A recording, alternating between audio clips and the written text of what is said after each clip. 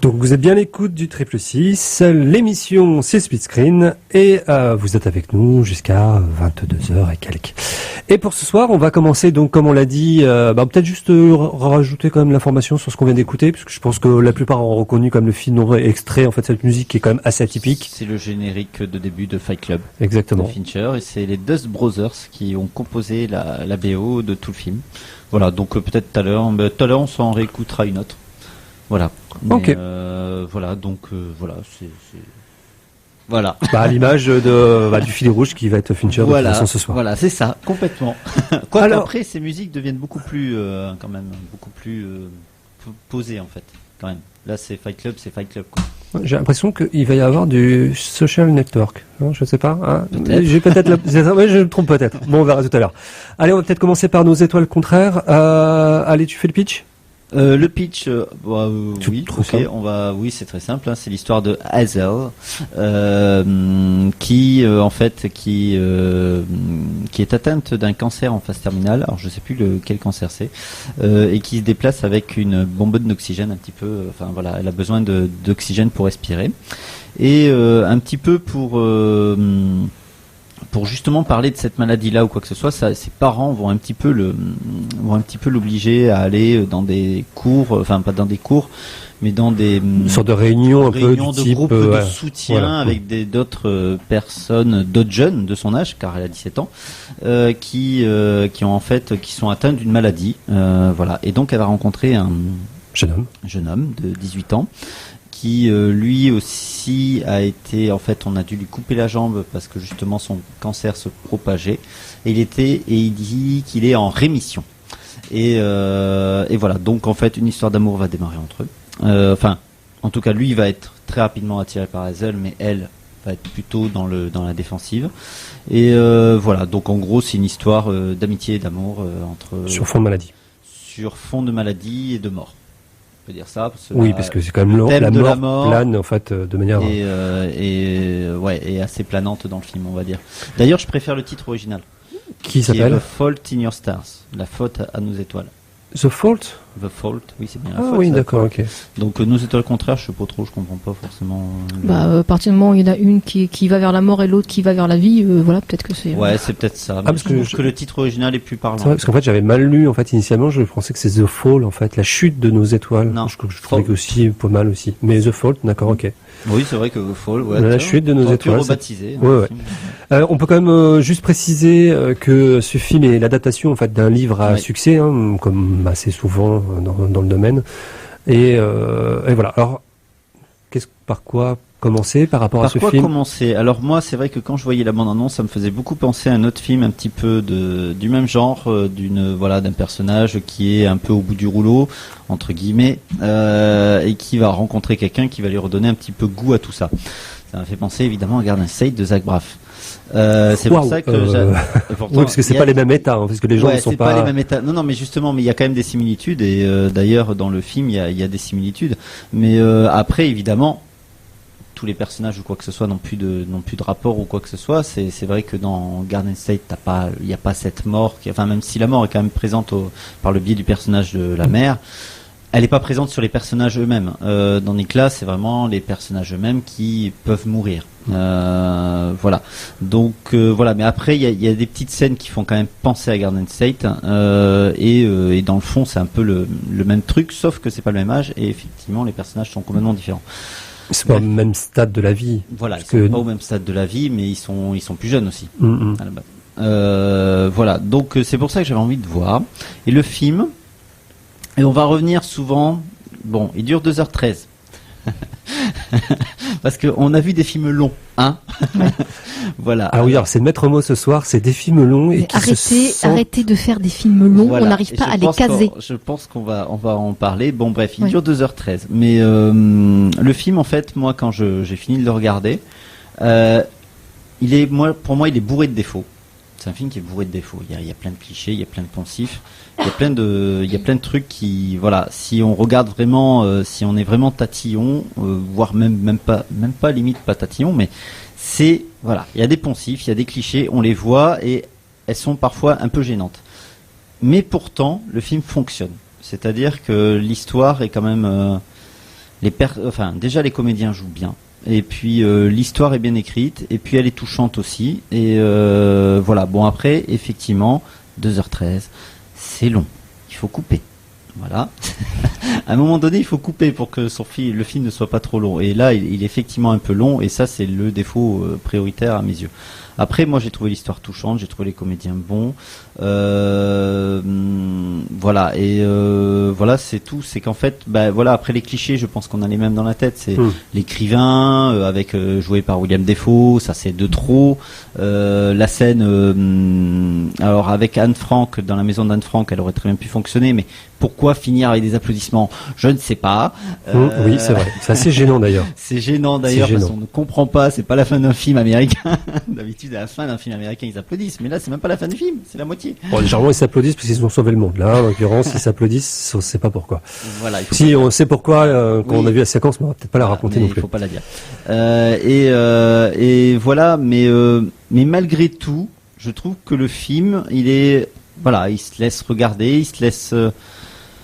Moi, en tout cas, il m'a beaucoup parlé. C'est-à-dire que je m'y suis retrouvé, je me retrouvais dans beaucoup de choses. Et voilà, je pense aussi c'est ça, c'est le fait qu'il m'ait beaucoup parlé qui fait que je suis un petit peu attaché à ce film-là.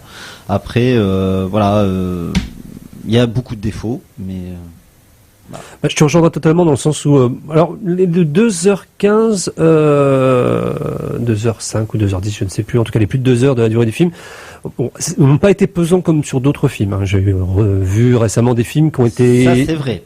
Je te rejoindrai plus tard sur un autre film qu'on parlera avec Chloé. Sans être pesant, pour autant, j'ai quand même ressenti en fait de l'inutile, en tout cas de l'étirer. Il y a quand même de longues séquences. Bon, il se passe... Bon, on l'a dit, il se passe quelque chose entre les deux personnages, il y a entre l'amitié et la relation amoureuse. Il se passe des choses et en fait, à un certain moment, en fait, on étire le film dans le sens où, en fait, ils sont dans certains états en fait de leur relation et tout ce qui se passe pendant au moins une demi-heure ou du moins le quart d'heure qui suit certains événements, en limite, on aurait pu s'en passer. Sans parler on va dire, de tout cet aspect en fait par rapport à l'écrivain William Dafoe. Là, on rentre totalement dans, je dirais en fait, dans une sorte de, je dirais pas poncif, mais une sorte de tic systématique dans les romans en général. J'avais fait déjà cette analogie, alors je sais plus sur l'année dernière sur un autre film où je disais, à l'occurrence lors d'une adaptation cinématographique d'un livre qu'on voyait en fait dans ce film et que j'arrivais pas à expliquer et justifier, ce côté un peu tic d'écriture. Qui peuvent passer en fait dans un roman. D'ailleurs, oui, je me souviens de quel film il s'agissait du film avec comment ça s'appelle Rosetta, donc c'est avec Dardenne. Non, mais l'actrice. Mario. L'actrice de Rosetta. Ouais, voilà. Emily Duquesne, qui a fait Duquesne, qui a joué donc récemment dans ce film. Oui, avec le couple là où elle joue une coiffeuse, chanteuse de karaoké et avec. Pas son genre. Pas son genre, exactement. Merci. Je m'en souviens parce que j'ai adoré. Donc. Voilà. Et donc oui, vous aviez adoré tous les deux. Et moi, j'avais émis en fait, du moins la remarque ou du moins le pointer en fait cet aspect de adaptation en fait d'un roman, et qu'il y avait en fait pour moi à l'intérieur en fait des sortes de tics d'écriture qu'on retrouve à l'écran et qui pour moi en fait voilà, c'est pas que ça me dérangeait, mais voilà, c'était quelque chose en fait qui passait mal. Et là, j'ai cette même impression par rapport à ce film, c'est que là, en l'occurrence, le passage Anne Frank et le passage William Dafoe, c'était justement le petit truc, voilà, qui peut passer en fait à l'écrit, dans la littérature, dans un roman, qui en fait dans l'adaptation en fait cinématographique, c'est un peu fait, pas grâce à les dents, mais moi ça me pose un petit problème parce que voilà, j'ai l'impression en fait dans une sorte de, comment dire, sorte de pas passage obligé, mais une sorte de figure imposée en fait dans ce type d'histoire. Et la figure imposée, moi dans certains moments, ça m'embête un petit peu. Mais à part ça, le film qui moi m'avait rebuté au premier abord, puisque c'est un peu quand même présenté, ça a tous les airs en fait des teenage movies, relation amoureuse d'une teenage movie, voilà.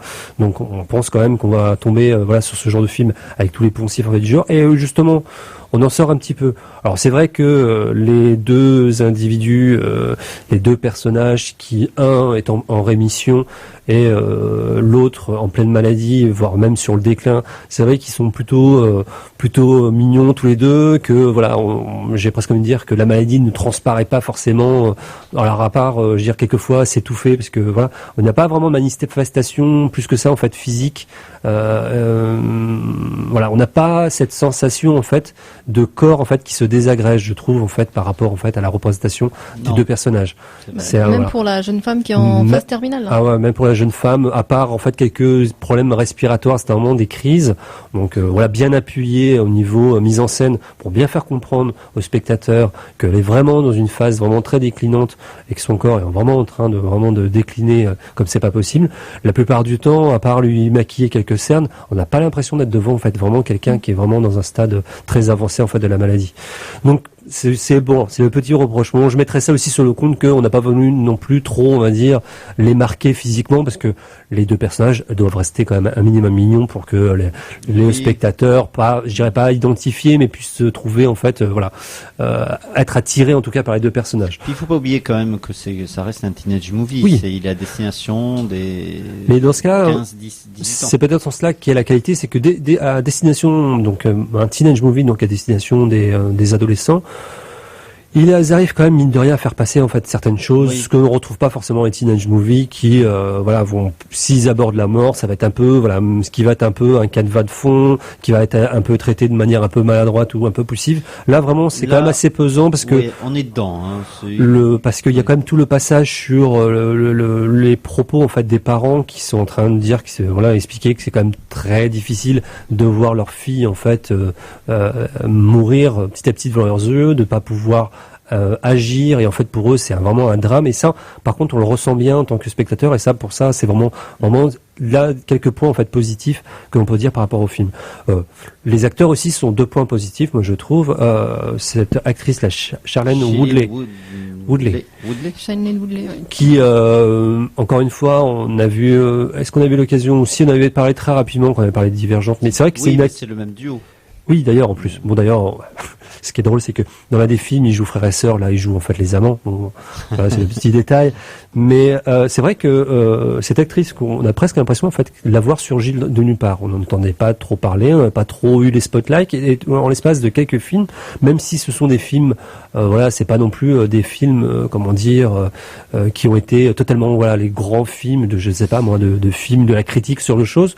The Descendant, elle était particulièrement bien dans The Descendant quand même, avec Clooney, et elle est très très bien dans le dernier Aki, White Bird. Oui, dont on parlera justement. Ouais. Mais voilà, c'est ça en fait. C'est en l'espace de quelques films, même des films très commerciaux, même des films teenage. En fait, elle a réussi à sortir son épingle du jeu sur peut-être un canevas où d'autres acteurs auraient fait en fait le minimum syndical. Et là, et puis bon, comme tu disais, elle a fait The Descendants. Et là, on va le voir dans Greg Araki. Et là, elle est en train de mener quelque chose. Donc, on la compare beaucoup à Jennifer Lawrence dans sa carrière. Entre je mélange les blockbusters et des films beaucoup peut-être dit d'auteur en fait. Ce qui est étonnant, c'est parce que sa carrière est quand même très courte. Et là, elle a quand même, en l'espace de quelques années, elle est vraiment, elle est en train de faire le melting pot de tout ça et être bonne en fait, actrice en fait dans les deux genres un peu opposés. Donc voilà, donc c'est vrai que ce film, à part les quelques on va dire poncifs, quelques maladresses, quelques on va dire figures imposées, moi qui m'ont un peu dérangé, reste en fait quelque chose qui auquel on pourrait presque avoir comme tu disais, pas un petit attachement, mais on peut se dire. C'est un film touchant en fait. Oui, voilà, c'est un film touchant qui fonctionne. Alors encore une fois, on est comme dans le cadre d'un film. Alors, on va pas se cacher, entertainment, on n'est pas non plus sur du fond, du fond, on est quand même plus sur de la forme que du fond. Mais pour un film entertainment qui s'adresse en fait à un public adolescent, j'ai trouvé intéressant, malin, bien joué, et puis avec quand même un certain nombre de qualités. Donc, pour une fois, j'ai presque envie de dire, pour une fois que le cinéma américain, qui n'est pas un film indépendant, parce que bien souvent, dans le sens quand même, surtout ici dans les émissions, les films indépendants américains, mais là qui est vraiment plus proche en fait de la grosse production, réussit à en voir avec un certain nombre de qualités, je pense qu'il faut quand même le pointer, le signaler et le dire en fait. Et voilà, et j'ai pas eu l'occasion malheureusement en fait de le voir, parce que là dans les salles il était en version française, et j'attends de voir en fait. Tu l'as vu en En version française. Ah, tu l'as vu en version française? Bah oui, je l'ai vu en version française. J'ai été dans toutes les grosses crèmeries, entre une des grosses crèmeries en fait de Caen. Et donc j'ai pas eu l'occasion de le voir en VO et j'attends un petit peu de le voir en VO pour voir un petit peu justement peut-être quelques subtilités en fait de jeu qui ressortaient pas lors du doublage. Donc toi le contraire en fait. Je pense que la conclusion va peut-être être partagée. La conclusion, oui, enfin je crois qu'on est d'accord. Hein, c'est un film touchant malgré des défauts, quoi. Et qui pourrait être classé justement dans les petites surprises. Moi, je pense que voilà, c'est les petites surprises. Et puis je pense que de toute façon, je pense que le public adolescent peut s'y retrouver. Je trouve que c'est un film qui devrait voir, que ce soit même les lycéens, parce que c'est même plus pour les lycéens que pour les collégiens. Mais je trouve que c'est un film un petit peu pas essentiel, j'irai peut-être pas jusque là, mais intéressant à voir par rapport à la mort ou quoi que ce soit. Enfin. Voilà. Donc, pour un public qui est peut-être pas forcément habitué à des films, on va dire très, comment dire, un peu plus exigeants. Voilà, à la limite, je préfère entre deux. Voilà, ça permet un petit peu, une sorte d'accès en fait à des choses un peu plus poussées sur le traitement. Et encore une fois, on va pas bouder en fait notre plaisir. Encore une fois, quand il s'agit en fait à la fois d'adaptation de romans à succès et en plus de ce qui pourrait être une sorte de production un peu blockbuster américain, de nous donner quelque chose qui est finalement pas si mauvais que nous, en tout cas l'émission, on a apprécié. Donc c'est un film qui était encore jusqu'à très récemment à l'affiche. Je ne sais pas s'il y est encore. Non, je crois pas. Voilà, c'est plus le cas, mais en tout cas, on n'hésitait pas à jeter un coup d'œil au moment de sa sortie DVD, je pense maintenant dans 3-4 mois, puisque je pense que vous ne regretterez pas en tout cas d'avoir consacré 2 heures on doit passer 2 heures devant celui-ci, puisqu'encore une fois, il a un certain nombre de qualités. On va continuer peut-être maintenant avec toujours, avant de parler d'un deuxième film ce soir, en tout cas il s'agira d'un film français, mais on va peut-être écouter un deuxième morceau d'extrait, en tout cas des films, la filmographie de Fincher. On va se lancer sur toujours Fight Club et tu vas mettre Club et tu vas mettre Club et tu vas